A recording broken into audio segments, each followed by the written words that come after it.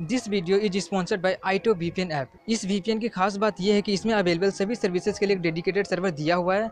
अब मैं यहाँ पर आइटो वीपीएन को ओपन कर चुका हूँ और मैं यहाँ पर 4 स्ट्रीमिंग के ऑप्शन पर क्लिक करता हूँ। तो आप देख ही सकते हैं कि कई सारी स्ट्रीमिंग सर्विसेज के साथ साथ यहाँ पर एक क्रंची रोल का भी डेडिकेटेड सर्वर दिया हुआ है।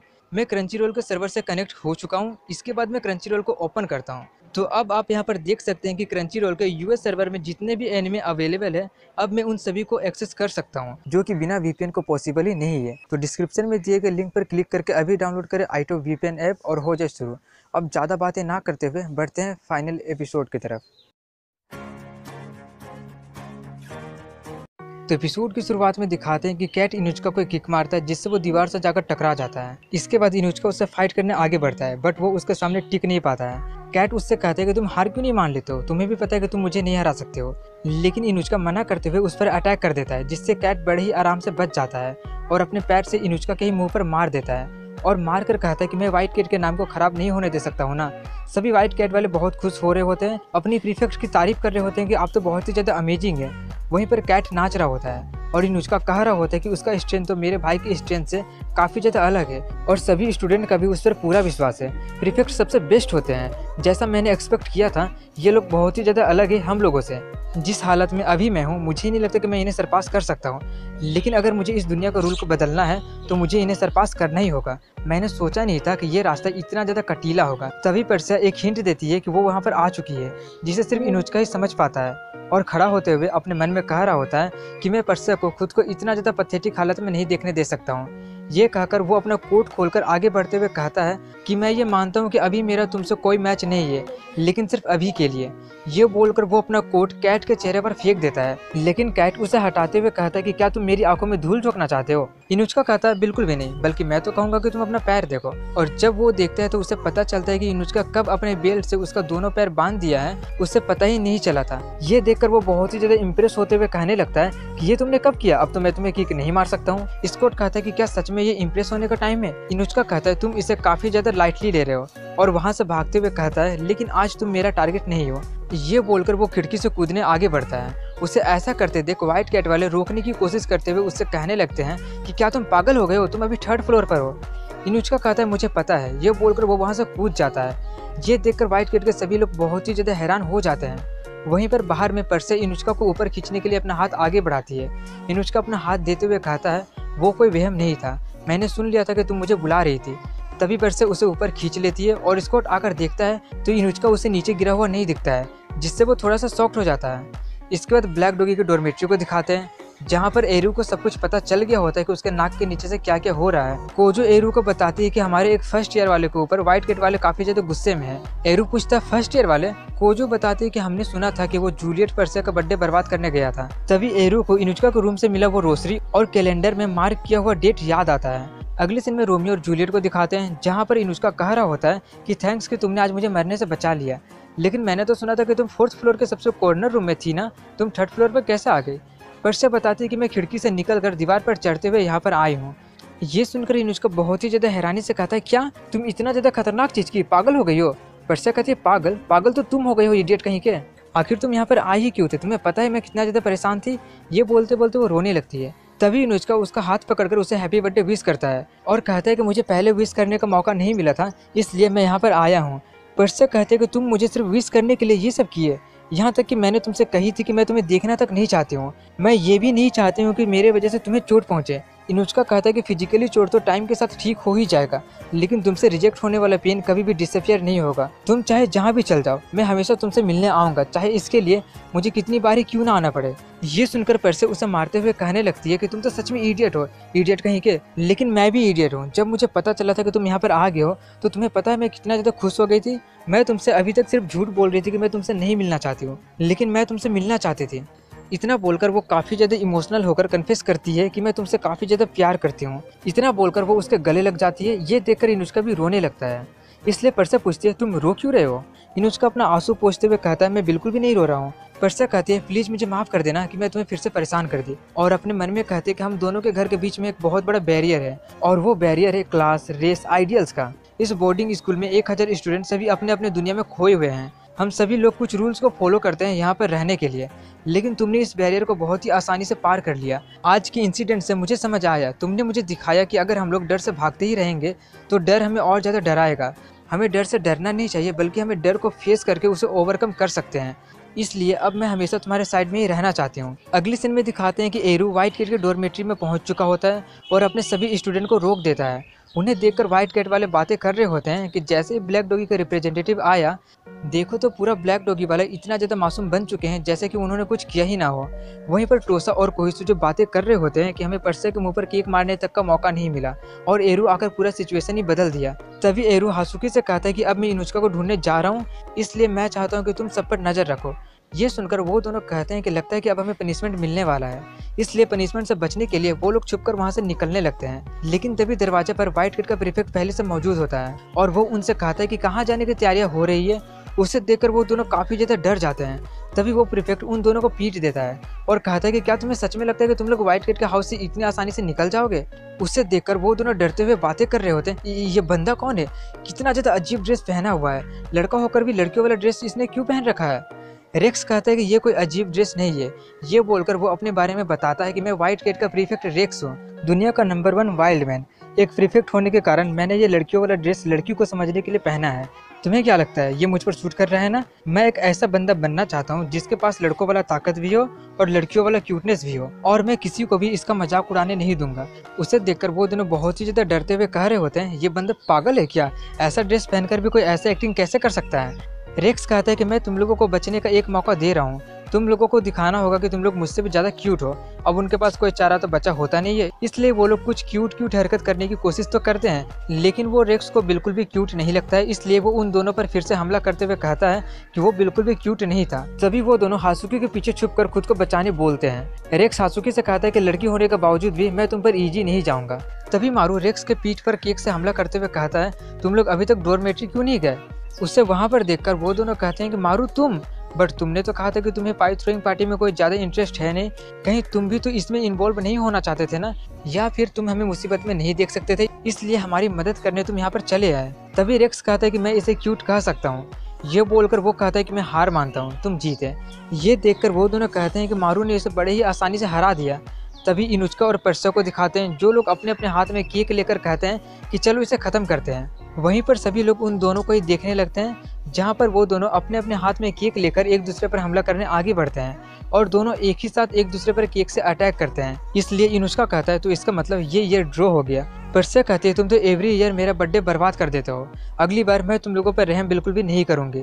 तभी इनुचका अपने सभी मेंबर्स से कहता है कि जैसे कि हमने हर बार की तरह इस बार भी पर्सा का बर्थडे बर्बाद कर ही दिया है, इसलिए हम लोग जीत चुके हैं, इसलिए अब हम लोग रिट्रीट करते हैं। ये सुनकर सभी ब्लैक डॉगी वाला बहुत ही ज्यादा खुश हो जाते हैं।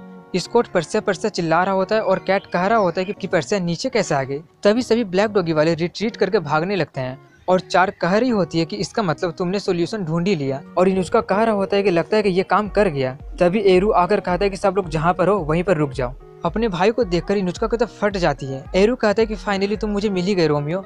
इनुचका अपने मन में कह रहा होता है कि पर्सा मुझे देख रही, मुझे शांत रहना होगा। ये कहकर वो अपने भाई से कहता है कि तुम्हें मुझसे कुछ कहना है क्या, मैं बस यहाँ पर पर्सा को मुंह पर केक मारने आया था।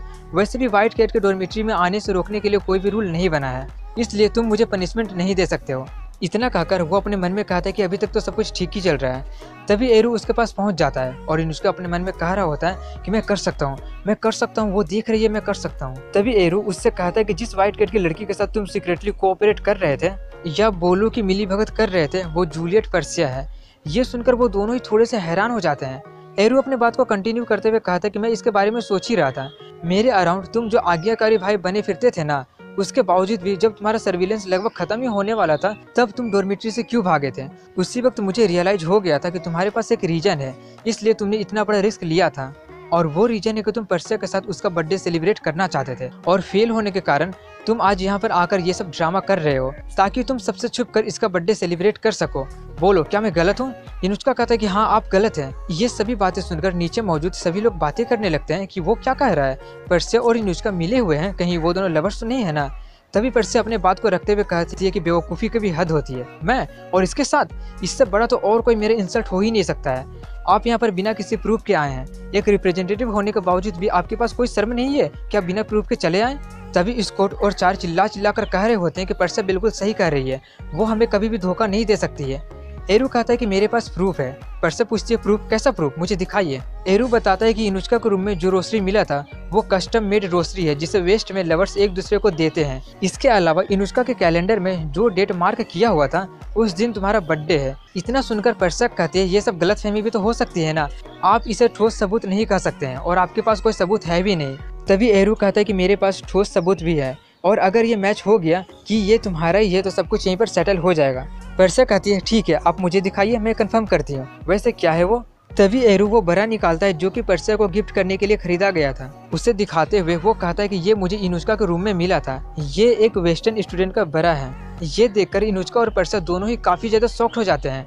एरू अपने बात को कंटिन्यू करते हुए कहता है कि मैंने इसे एक सबूत के तौर पर जब्त किया है और मेरे पास कोजो भी है। अगर तुम चाहो तो मैं ये भी कंफर्म कर सकता हूँ कि ये तुम्हारा साइज का है भी या नहीं। ये देखकर इनुचका अपने मन में कह रहा होता है कि उसे सबूत के तौर पर यही मिलना था क्या, और सभी लोग चिल्ला रहे होते हैं कि ये क्या है, आखिर वहाँ पर चल क्या रहा है। पर्सिया सबसे छुपते हुए इनुचका से पूछते हैं कि ये क्या है और किसका है ये। इनुचका कहता है मुझे क्या पता ये किसका है, वैसे भी अगर मैं चाहूँ तो भी इसका आंसर नहीं दे सकता हूँ। वहीं पर स्कॉट चिल्ला रहा होता है कि नहीं, ऐसा नहीं हो सकता है, और चार अपने मन में कह रही होती है कि ये तो वही है जो मैं उसे दी थी। तभी कैट एरू के पास जाते हुए कहता है कि मुझे लगा नहीं था कि तुम सेक्सुअल हैरेसमेंट तक उतर जाओगे। एरू कहता है कि चुपचाप पीछे हट जाओ और हाँ, मुझसे इतना ज्यादा कैजुअली बात मत करो। कैट कहता है कि मैं पीछे हट जाऊं, तुम अभी व्हाइट कैट के हाउस में हो इसलिए तुम यहाँ से निकलो। और पर्सिया से पूछता है कि अब जब सिचुएशन यहाँ तक पहुँच ही चुका है तो अब मुझे पर्सिया से किसी तरह का एक्सप्लेनेशन चाहिए। वहीं पर नीचे सभी लोग राई का पहाड़ बनाना शुरू कर दिए होते हैं और स्कॉट कह रहा होता है कि लेडी पर्सिया प्लीज आप कहिए कि ये सब झूठ है। तो वहीं पर मारू बहुत गुस्से में कह रहा होता है कि अगर ये सच निकला तो तुम्हें भी पता है कि तुम्हारे साथ क्या हो सकता है। इनुचका अपने मन में कह रहा होता है कि अब सब कुछ खत्म हो गया। उन सभी लोगों का शक अब यकीन में बदलने लगा है और पर्सिया अपने मन में कह रही होती है कि अब चाहे जो भी एक्सप्लेनेशन दे दो, लगता है कि सिचुएशन अब हाथ से निकल चुका है। तभी एरू इनुचका को अपने साथ लेकर जाते हुए कहता है कि घर चलो, वहाँ पर आराम से अपना तुम पूरी कहानी मुझे सुना देना। और कैट भी पर्सिया को अपने साथ लेकर जाने लगता है। पर्सिया से दूर होते हुए इनुचका अपने मन में कह रहा होता है कि क्या यही अंत है? सभी बाधाओं से ओवरकम होने के बाद सब कुछ ऐसे तो खत्म नहीं हो सकता है, मैं होने ही नहीं दूंगा।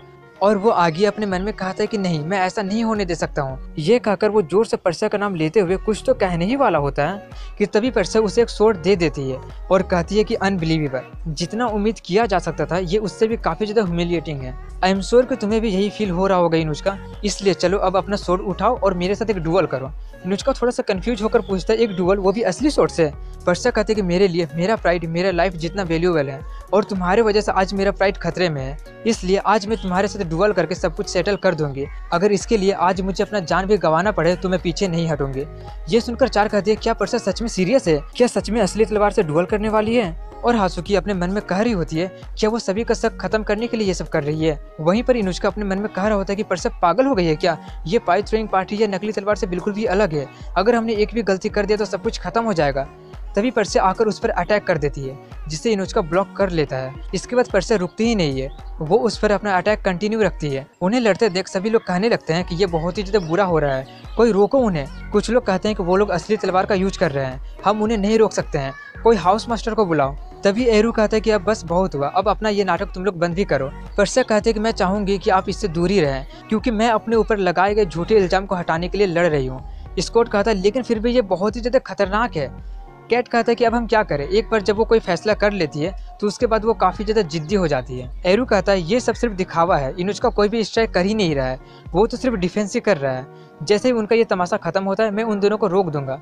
वहीं पर उन्हें दिखाते हैं जहाँ पर इनुचका को लगते लगते बचता है। ये नोटिस करने के बाद वो अपने मन में कहता है कि इसका मतलब वो मजाक नहीं कर रही है, वो इसे बिल्कुल एक रियल कॉम्बैट जैसा ट्रीट कर रही है। अगर ये पूरा होता है और हम में से किसी एक को कुछ भी हो जाता है तो मैं अकेले कैसे रह पाऊंगा। तभी पर्सिया कहते हैं कि भागने के बारे में तुम सोचना भी मत डरपोक कहीं के, मैं डिसाइड कर चुकी हूँ कि आज मैं अपनी पूरी ताकत से फाइट करूंगी। मेरे पास एक संकल्प है तुम्हें चोट पहुंचाने का और चोट खाने का भी, और वो है मुझे उससे बचाना है जो अभी मैं हूँ। और तुम्हारा क्या रोमियो इनुचका? ये सुनकर इनुचका पर्सिया के साथ बिताया बात को सोचते हुए अपने मन में कहता है कि जो तुम अभी हो उससे बचाने का संकल्प, मेरे पास भी एक संकल्प है और वो संकल्प है इस दुनिया को रूल को बदलना। एरू इनुचका से कहता है कि इतना काफी है, अब वापस भी आ जाओ। वहीं पर इनुष्का को दिखाते हैं जो कि पागलों की तरह हंसना शुरू कर देता है और पर्सिया से कहता है कि तुम्हें मुझे उसी वक्त हरा देना चाहिए था जब मैं तुम पर अटैक नहीं कर रहा था, लेकिन अगर तुम अब हारती हो तो मुझ पर गुस्सा मत होना। ये देखकर एरू थोड़ा सा डर जाता है। पर्सिया इनुजुका से कहती है कि अपना वर्स्ट करना। ये बोलकर वो दोनों एक दूसरे को एक छोटा सा इशारा करते हुए कहते हैं कि अपना एम ट्रू रखना। अगर आज तुम थोड़ी सी भी गलती करती हो तो तुम्हारा जान और मेरा सोड। ये देखकर कि अब इनुष्का भी सीरियस हो चुका है, वो सभी लोग बहुत ही ज्यादा डर जाते हैं कि सिचुएशन तो अब और ज्यादा खराब हो चुका है। वहीं पर पर्सिया और इनुष्का अपने मन में कहते हैं कि जिस पर्सन से मैं प्यार करती हूँ मैं हमेशा उसी के साथ रहना चाहती हूँ और इस फीलिंग को मैं पाप नहीं बनने दे सकता हूँ। इसलिए ये चाहे कितना ही इरेशनल क्यों ना हो, हमें आखिरी सांस तक फाइट करनी ही होगी। ये बोलकर वो दोनों एक दूसरे पर अटैक कर देते हैं, जिससे उन दोनों का शॉट उन दोनों के शॉट से टकराते हुए उनके गर्दन के नीचे जाकर लग जाती है। ये देखकर वो सभी लोग बहुत ही ज्यादा हैरान हो जाते हैं और हासुकी के जोर से चिल्लाने के साथ ही वो सीन वहीं पर कट हो जाती है। इसके बाद रात का सीन दिखाया जाता है जहाँ पर पर्सिया और इनुष्का एक कमरे के बेड पर होते हैं और बाहर में सभी लोग कह रहे होते हैं कि आज बहुत कुछ हुआ, हमने उन पर शक करके बहुत बड़ी गलती कर दी। अगर वो लोग सच में लवर्स होते हैं तो ऐसा वो लोग कभी भी नहीं करते हैं। वो तो अच्छा हुआ कि उस टाइम रिप्रेजेंटेटिव ने उन दोनों को रोक दिया था, नहीं तो आज तो वो दोनों नहीं बचते। तभी चार सभी को घर भेजने लगती है, लेकिन स्कॉट ना जाते हुए कहते हैं कि मैं पर्सिया के पास ही रहूंगा, लेकिन वो उसे भी लेकर चली जाती है। और उन सभी के जाने के बाद इनुष्का और पर्सिया उठते हैं और इनुष्का थोड़ा जोर से कह देता है कि वो सभी लोग चले गए। पर्सिया उससे कहते हैं कि धीरे, कोई सुन लेगा। इसलिए इनुष्का अपना मुंह बंद करने लगता है और कहता है कि वो काफी ज्यादा खतरनाक था, मैं खुश हूँ कि सब कुछ ठीक रहा। तभी वो दोनों अपना अपना रोसरी निकालते हैं जो कि पूरी तरीके से टूट चुका होता है। अब यहाँ पर पता चलता है कि फाइट के दौरान वो दोनों जो इशारा किए थे वो इशारा था एक दूसरे का गर्दन पे अटैक करना, जहाँ पर रोसरी वो लोग पहने हुए थे। पर्सिया इनुष्का से माफी मांगते हुए कहती है कि प्लीज मुझे माफ कर देना कि मैं एक रोसरी को भी संभाल नहीं सकी जो तुमने मुझे फर्स्ट गिफ्ट दिया था। इनुष्का कहता है कि माफी तो मुझे तुमसे मांगनी चाहिए, ये रोसरी तुम्हारे लिए बहुत ही ज्यादा स्पेशल था क्योंकि ये तुम्हारी मदर से तुम्हें मिला था, ये पहला गिफ्ट था जो तुमने मुझे दी थी और मैं इतना ज्यादा इंपॉर्टेंट चीज तक को प्रोटेक्ट नहीं कर पाया, प्लीज मुझे माफ कर देना।